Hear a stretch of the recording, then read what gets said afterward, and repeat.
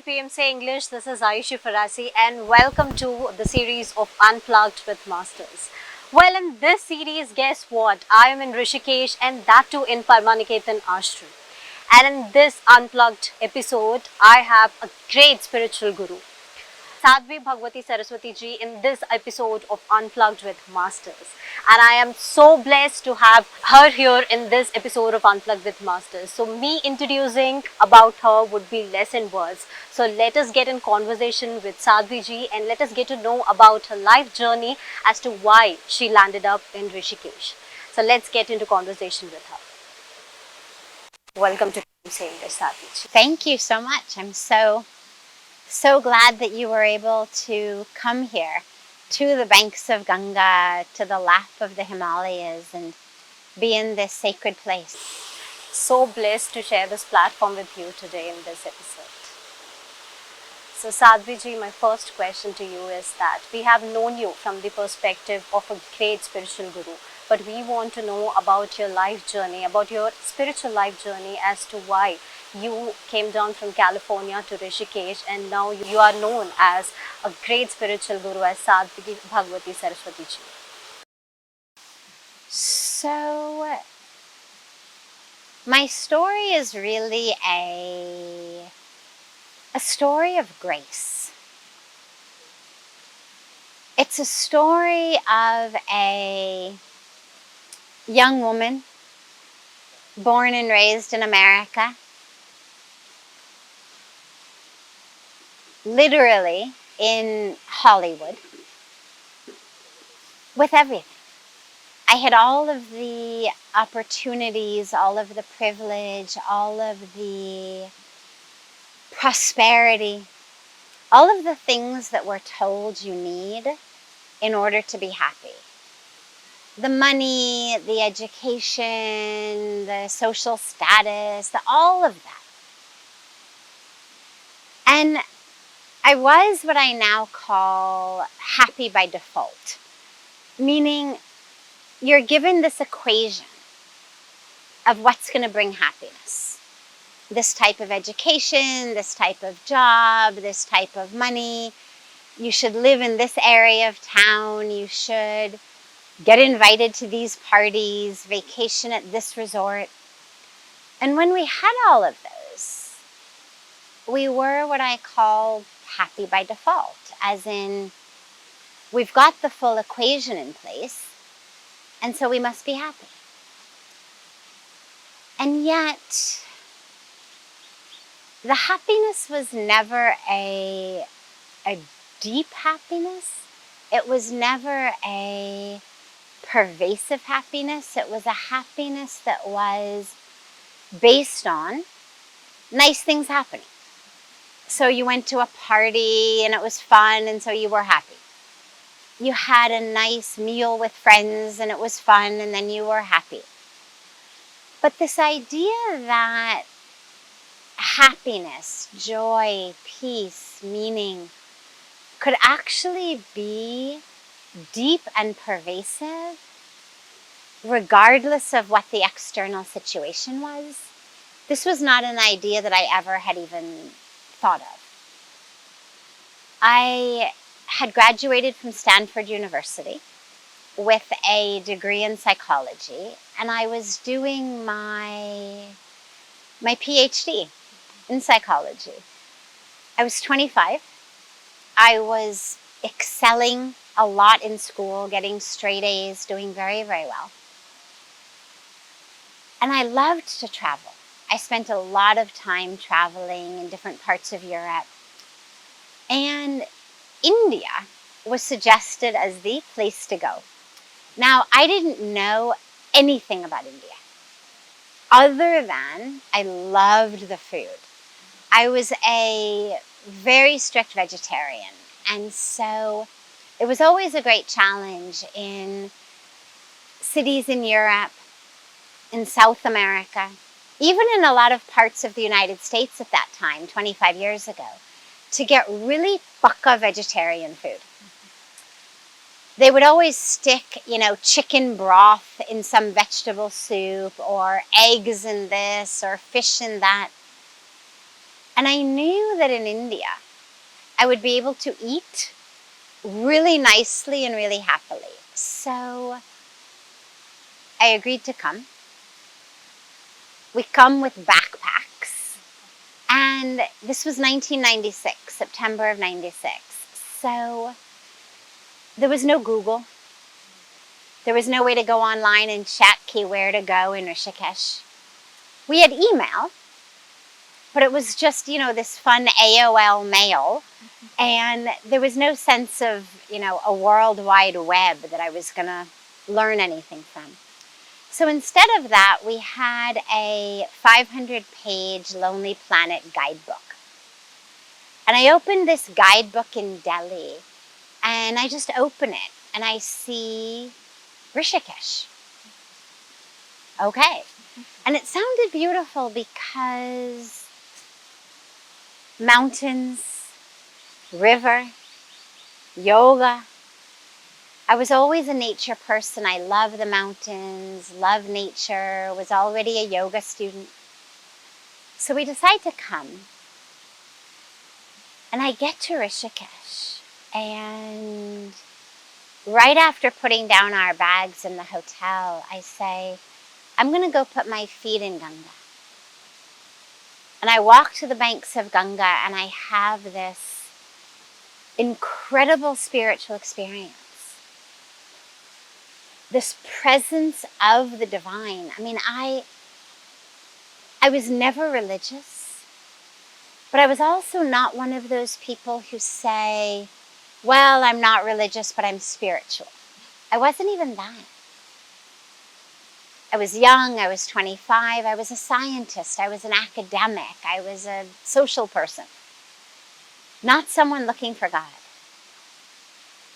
And yet there, on these banks of Ganga, I had this experience of the presence of the divine. In Ganga, in everywhere I looked, in myself. And there was no separateness between the divine I experienced outside of me and the divine I experienced inside of me. That idea that I was separate from the Creator, from creation, suddenly that idea was just washed away. And I just experienced this incredible oneness. And as I experienced it, I started to cry. It was just so, so beautiful. And suddenly, over the next 7-10 days, all of the ways that I was struggling, all of the challenges that I had, all of the difficulties I faced, all of the identities that I had, because that's what we tend to do. We build identities around our struggles. I am the one that this happened to. I am the one who was abused or abandoned or betrayed or cheated. Or I'm the one suffering from depression, anxiety, addictions, whatever it may be. We identify as that. And for me, in this experience, all of those identities washed away. And it was just the most extraordinary, amazing experience. And so many other things kept happening, so many miracles, so many ways that I knew God was calling me. So many ways I knew this is where I was meant to stay. This was my home. And so I stayed. And the last 25 years have just been such an incredible blessing. Such a wonderful journey, Sadhviji. My second question to you is that you have been through a lot of abuse, a lot of traumatic phases of life. So how did you transform yourself that today you're healing so many people around? So what is your transformation journey? So I shared in my memoir, Hollywood to the Himalayas, I shared about the struggles for the first time ever.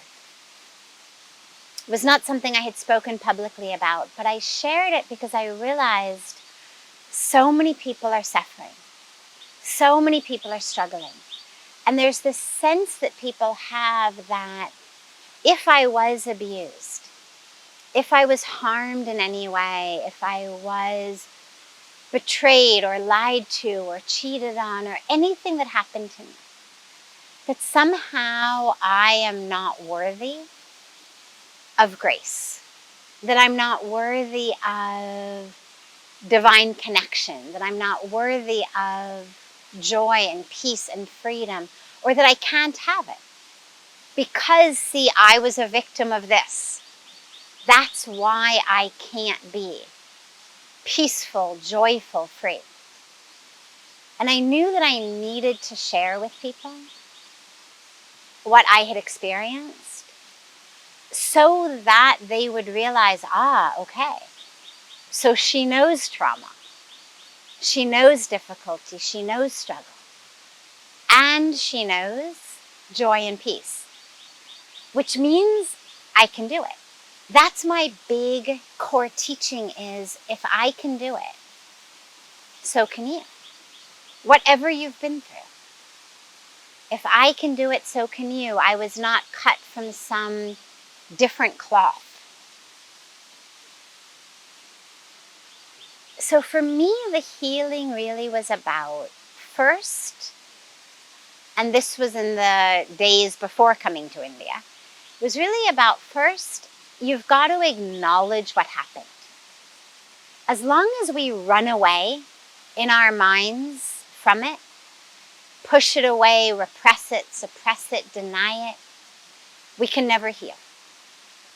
It's like if you develop an infection on the skin and you ignore it, it's not going to just get better. If it's severe, koi choti si cheez hai, not a big deal. But if it's a real severe infection, it doesn't go away by ignoring it or just wearing long sleeve shirts and then you don't see it. It actually just grows and it festers and then it gets more and more infected. And then that infection infects the whole being.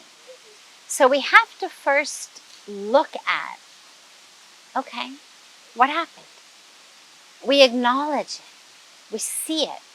Most of us run from things because we think it's too big, it's too painful. I can't look at it.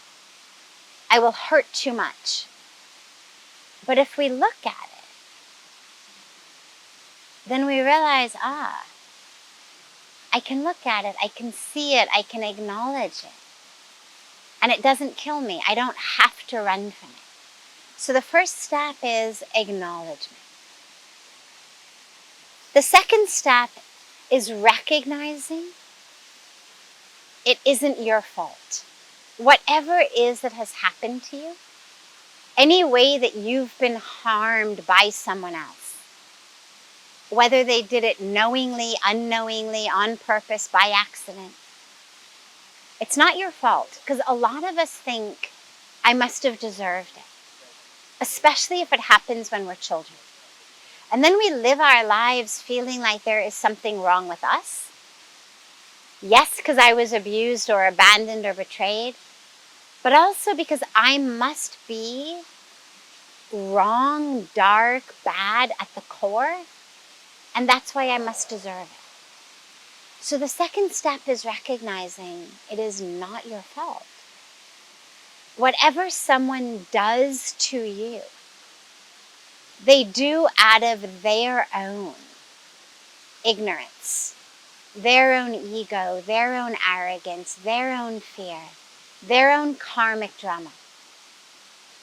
It's not about you. It's about them. And so for us to then continue to harm ourselves, it's like someone harms us once, or maybe they harm us 10 times.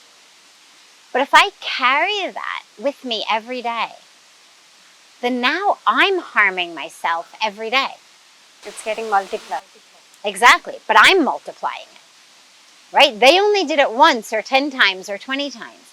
But if I carry that with me every day, now I have gone from being the one who received it to being the one who's causing it. I am re-abusing myself every day. If I think it's my fault, I'm this victim. Okay, so that's number 2. Number 1, we look at it, we acknowledge it. Number 2, we realize it is not our fault.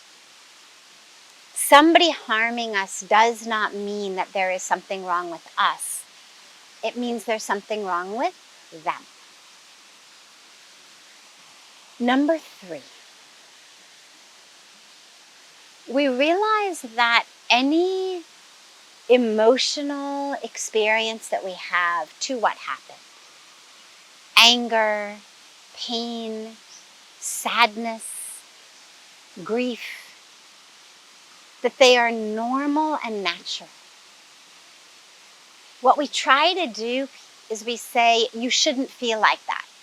We repress and suppress our own feelings. And then like this infection on my arm, it just grows and grows and grows. And that's when you get people using food, using alcohol, using drugs, using shopping to try to not feel my feelings. The moment I start to feel sad, well, if I just eat a big cake, I'll feel better. Or I get drunk, or I use drugs, or I go shopping, or I disconnect onto Facebook, whatever it may be. These are just ways of not feeling my emotions. Emotions are not bad. And so the third piece is to recognize whatever you're feeling is normal and natural. Don't try to repress it. Don't suppress it. Don't deny it. Acknowledge. Step 1 was acknowledge what happened. Step 3 is acknowledge how you feel about it. And allow that. But step 4 is recognize that you deserve freedom. Freedom is your birthright. Whatever has happened to you. As a divine being, and all of us are divine beings, as a divine being, as an incarnation of the divine here on earth, you deserve freedom. And if I live drowning in this emotional world of anger, of pain, of grudges, then I've sacrificed my own freedom. And so step 4 is we let it go. But that's why step 1 through 3 are so important, because we can only let it go once we've looked at it and acknowledged it.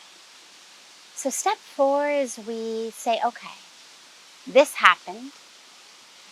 It shouldn't have happened. It's not my fault that it happened. It makes me feel sad, angry that it happened. And even though it happened, I deserve to be free. Nothing that anyone does to me can take away my freedom. And so step 4 is we forgive and we let it go. And we don't forgive because what they did is okay. Forgiveness does not mean, oh yeah, no problem, do it to me again. But forgiveness says, whatever was done to me, I deserve to be free. And my anger at you is a chain that has binded me, that's making me a prisoner. And so we forgive them. We see them as confused, scared, ignorant beings going through a karmic drama that leads them to harm other people. Because I can only share what I have. And if someone is sharing misery, it means they are miserable. If they are sharing harm and hurt, it means that's what they have inside them. And so we forgive and we let it go. Doesn't mean we forget. Doesn't mean we don't learn our lesson. We do. But we let go of it from our hearts. Because my freedom is the most precious thing in my life. And whatever someone may have done to me is not worthy of my freedom. And so, for me, Pujya Swamiji sent me into Ganga. Sent me to stand in Ganga and offer all of my pain, all of the anger, all of the grudges, all of the identification as the one who was harmed, into Mother Ganga's sacred waters so that I could be free. And it worked. And so that's what I would recommend to others is don't sacrifice your freedom, your joy, your peace, your dharma, just because someone else was mean, confused, ignorant, scared. Forgive them, let it go, and find your freedom. You know, we are so tangled in our lives, that so much of chaos in life, and these 4 points, I hope that all the audience who are watching this episode would be helpful for them to transform and to lead in a true path, in a blissful way. So Sadhviji, you have mentioned about your book over here. So you are the author of many best-selling books. So which one of them is very close to your heart and why? And also if you can just highlight few points about that book. I think everything I've written is really, really close to my heart. There's 3 that are the closest. So I can't give you one, but I can give you 3. So the first was the biography that I wrote of my guru, Pujya Swami Chidanand Saraswati Ji, called By God's Grace. And it's his biography, his story, and I was able to interview so many people who knew him from childhood. And it was such a beautiful blessing to be able to do that. And his whole life is such an inspiration of just someone who, since childhood, I mean, he left his home at 8 years old and went off to the jungles, to the forests, spent his whole youth and adolescence there in silence, in yoga, in prayer, in meditation. Since he came down from the jungles at 17 years old, he's been just serving every minute, every moment of his life. More than 50 years now. That was the first one that was that deep to my heart. I mean, I had done several other books prior to that, but that was really a very, very deep and special project. And if anyone wants to be really deeply inspired by a biography of a living master, I would recommend it. It's called By God's Grace. It's published in India by Jaiko, and everyone can get that. The English is. We're actually launching the Hindi version of that, called Ganga Putra, which is being published by Bloomsbury, and we're launching it this June. But the English one is available already. And then was Come Home to Yourself, which is a book of teachings. I give, as you know, an evening satsang, which is definitely one of my favorite times of the day. And it's the time where, after our sacred Ganga Arti, where we gather on the banks of Ganga, after that we come inside and we sit in our sacred garden and with the smell of jasmine and the flowing of the water, we gather for satsang. And people ask questions, whatever questions are in their mind and hearts. And we did a transcription, because all of those satsangs go live every day on YouTube and on Facebook. So we got transcriptions done of a lot of those questions, and then organized them around topics like how to be free of negative emotions, how to get along with our family, meditation, the soul, my dharma, all of these sorts of questions that everyone has. And that book was published by Penguin, and that's called Come Home to Yourself. And that was a really deep book, very precious to me. It was launched by His Holiness the Dalai Lama and so many revered saints. And then we had another launch in Mumbai with so many beautiful Bollywood stars and celebrities who are dear friends of mine. So Anil Kapoor and Vivek Oberoi and Dia Mirza and Kailash Kher and Shivamani Ji. I mean, it was just a beautiful event of showing how spiritual wisdom is something that everyone needs, and it doesn't matter what your walk of life is. So that book, Come Home to Yourself, really teaches us in very, very simple, just question and answer format, how do we deal with anger? How do we deal with grudges? How do we deal with difficult family members, difficult colleagues? How do we know our dharma? How do we meditate? How do we find our true self? How do we deal in relationships? And then the most recent one, which is very, very dear to my heart, is Hollywood to the Himalayas, which is actually my full memoir, my full story. And as I mentioned, it's a story that I shared for the first time of the real struggles that I went through, that I carried with me into India. That's the beginning little bit of the book that just gives the background to people of what I had experienced. The struggles, the challenges, the difficulties, the trauma. And then the majority of the book is the actual experiences that I've had of overcoming those obstacles, of letting go of the pain. And then all of the incredible spiritual experiences that I've had over the last 25 years, the miracles, the grace, the divine experiences, as well as the challenges.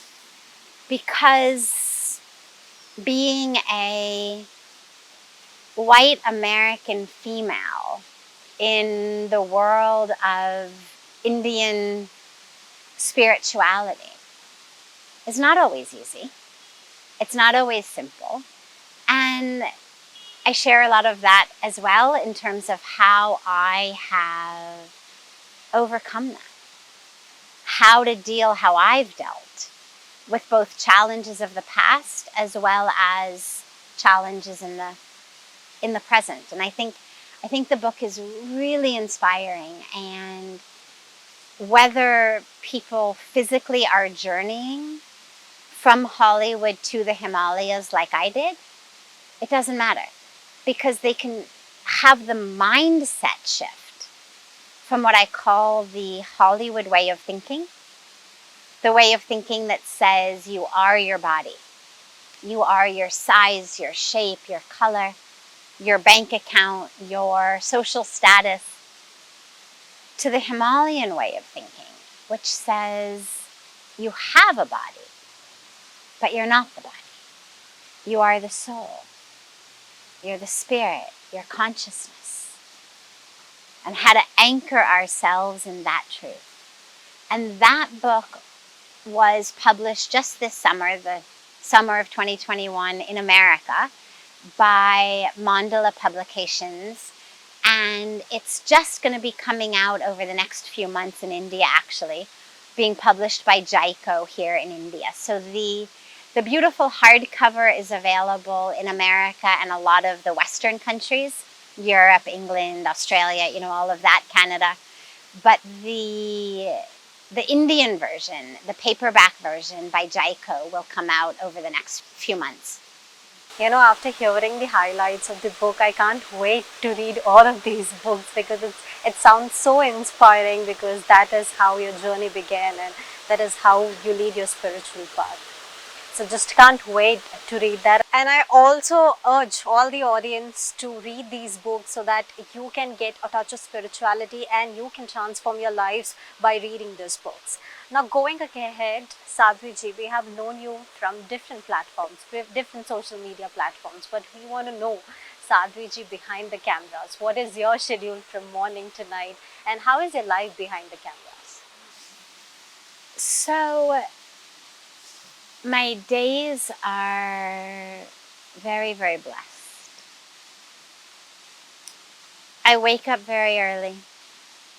I have a personal practice of meditation, of pranayama, of japa, chanting the mantra. And then, so that's the morning, on the mat, eyes closed, meditation. But then there's the standing up from the mat, from the cushion, eyes open, meditation and yoga during the day, which is all of the seva. My life is just rooted in seva, in service. And whether it's giving lectures, leading satsang, writing, teaching, traveling to speak, or whether it's guiding so many of our projects for women, for children, for girls, for the environment, whatever it's for, it's just seva, seva, seva, as much as I can serve, as much as I can help, as much as I can be an instrument of that divine flow. And then in the evening, we gather on the banks of Mother Ganga for the sacred Ganga Arti, what Pujya Swamiji calls our evening happy hour, our spiritual happy hour. And after Ganga Arti, we have satsang that I lead with everybody who comes to ask their questions. And then after satsang, again, it's the same. It's meeting people, guiding them, or having meetings around different projects and programs for the benefit of humanity, for the environment. And then I try to get to sleep as early as I can with, again, meditation before sleep. I also have a very distinct gratitude practice. So every morning before I even get out of bed, I thank God for at least 5 things every day.